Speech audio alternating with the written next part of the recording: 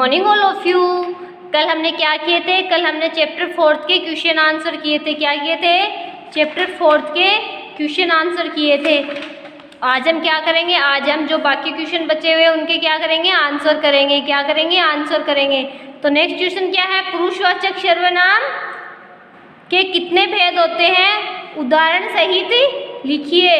पुरुषवाचक सर्वनाम के कितने भेद होते हैं?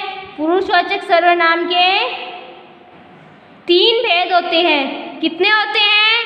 पुरुषवाचक सर्वनाम के 3 भेद होते हैं। कौन कौन से होते हैं? हमको उदाहरण सहित राइट करना है। क्या करना है? उदाहरण सहित राइट करना है। तो पहला प्रकार कौन सा है? उत्तम पुरुष। पहला प्रकार कौन सा है?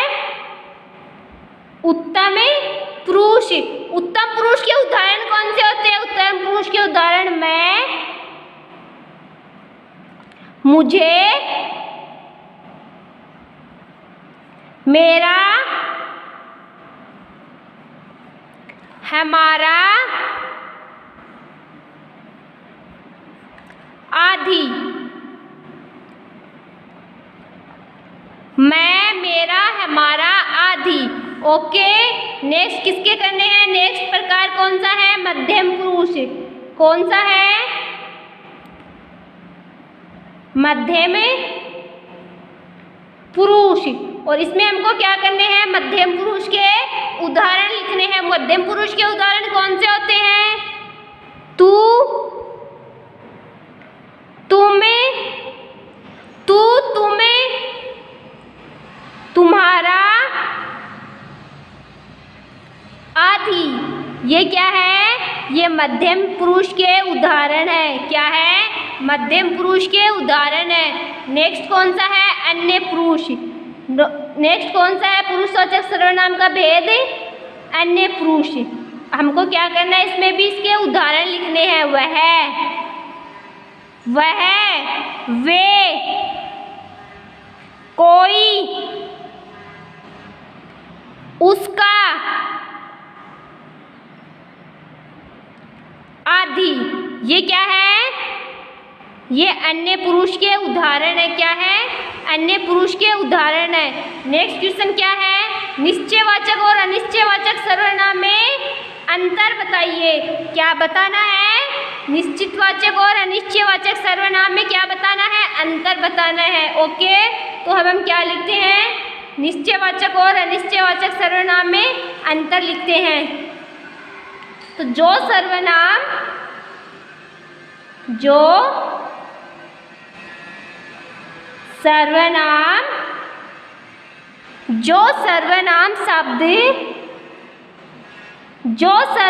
शब्द किसी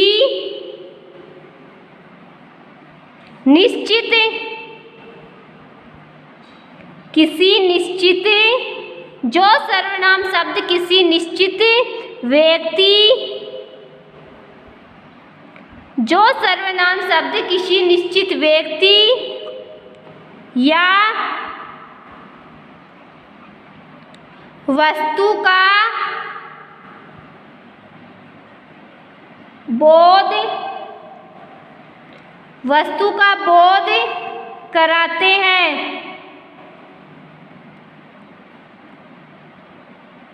वस्तु का बोध कराते हैं, क्या कहलाते हैं? वो जो सर्वनाम शब्द किसी निश्चित व्यक्ति, वस्तु का बोध कराते हैं, वो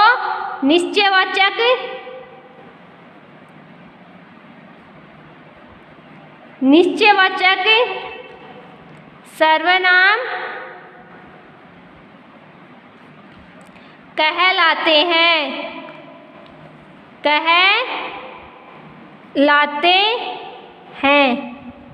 अब हमको क्या देखना है? अनिश्चयवाचक सर्वनाम किसको कहते हैं? क्या देखना है? अनिश्चयवाचक सर्वनाम को कहते हैं? जिन सर्वनाम शब्दों,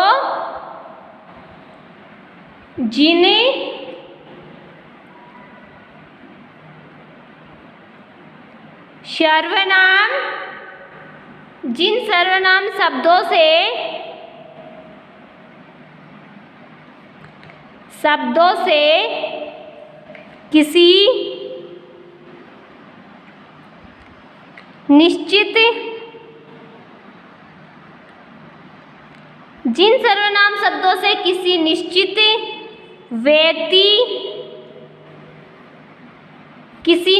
व्यक्ति या वस्तु का बोध नहीं होता है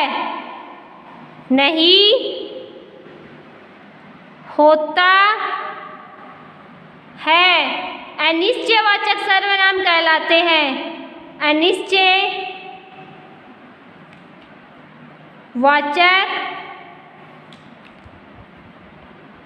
सर्वनाम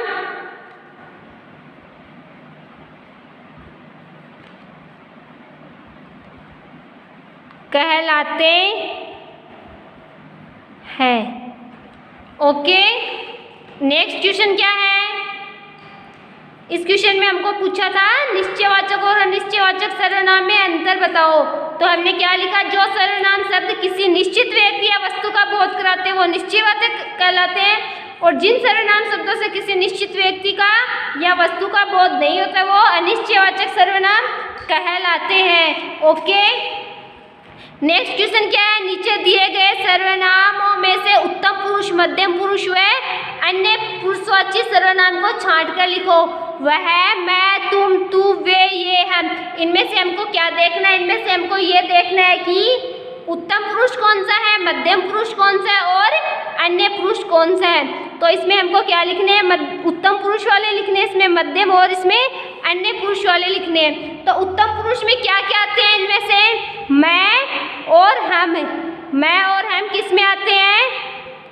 मैं और हम उत्तम पुरुष में आते हैं।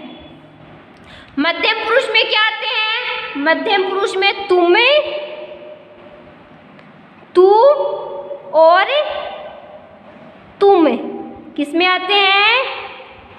मध्यम पुरुष में आते हैं। और अन्य पुरुष में वह, वे और ये किस में आते हैं? अन्य पुरुष में आते हैं। ओके, तो इसमें नीचे दिए गए सर्वनाम में से उत्तम पुरुष, मध्यम पुरुष, अन्य पुरुषवाची सर्वनाम को छांट कर लिखो। तो उत्तम पुरुष मैं और हम, मध्यम पुरुष तू और तुम, अन्य पुरुष वह, वे और ये। ओके, नेक्स्ट क्वेश्चन क्या है? सर्वनाम प्रयोग किए जाते हैं। सर्वनाम प्रयोग किए जाते हैं क्रिया के स्थान पर, संज्ञा के स्थान पर, विशेषण के स्थान पर। इनमें से कोई नहीं। सर्वनाम संज्ञा के स्थान पर प्रयोग किए जाते हैं। किसके स्थान पर किए जाते हैं? संज्ञा के स्थान पर। नेक्स्ट क्या है? तुम्हारे घर उस दिन जिसे मैंने देखा वह कौन था? इस वाक्य में प्रश्नवाचक सर्वनाम क्या है? इसमें प्रश्नवाचक है कौन। क्या है? कौन। नेक्स्ट क्या है? वह सर्वनाम है निश्चयवाचक, पुरुषवाचक, निजवाचक, प्रश्नवाचक। इसमें वह सर्वनाम है पुरुषवाचक। क्या है? पुरुषवाचक। निजवाचक सर्वनाम का प्रयोग होता है। निजवाचक सर्वनाम का प्रयोग होता है निश्चितता के लिए। किसके लिए? निश्चितता के लिए। नेक्स्ट क्या है? जो शब्द वाक्य के आपसी संबंध को जोड़ते हैं कहलाते हैं। जो शब्द वाक्य के आपसी संबंध को जोड़ते हैं क्या कहलाते हैं? संबंधवाचक सर्वनाम कहलाते हैं। क्या कहलाते हैं? संबंधवाचक सर्वनाम कहलाते हैं। ओके, तो क्या किया आज हमने चैप्टर 4 के क्वेश्चन आंसर किए हैं। क्या किए हैं? चैप्टर 4 के क्वेश्चन आंसर किए हैं। तो आपको क्या करना है? इन सारे क्वेश्चन आंसर को आपको अपनी नोटबुक के अंदर अच्छे से राइट करना है। क्या करना है? अच्छे से राइट करना है। पहले क्या करोगे? पहले इस चैप्टर को अच्छे से पढ़ोगे। क्या करोगे? अच्छे से पढ़ोगे और फिर इन क्वेश्चन आंसर को अच्छे से देखोगे कि इसमें क्या दे रखा है। इस चैप्टर को समझकर इन क्वेश्चन आंसर को अच्छे से करोगे और आपको इस क्वेश्चन आंसर को अपनी नोटबुक में अच्छे से राइट करना है। क्या करना है? अच्छे से राइट करना है। ओके, और इनको राइट करने के साथ साथ इनको आपको लर्न भी करना है। क्या करना है? लर्न भी करना है। ओके, तो आज आप इस चैप्टर के क्वेश्चन आंसर को अच्छे से पढ़ोगे और अपनी नोटबुक में अच्छे से राइट करोगे और इस चैप्टर को अच्छे से पढ़ोगे और इन क्वेश्चन आंसर को लर्न करोगे। ओके, तो ओके बच्चों, आज के लिए इतना ही काफ़ी है। कल हम पढ़ेंगे नया टॉपिक। ओके, थैंक यू बच्चों।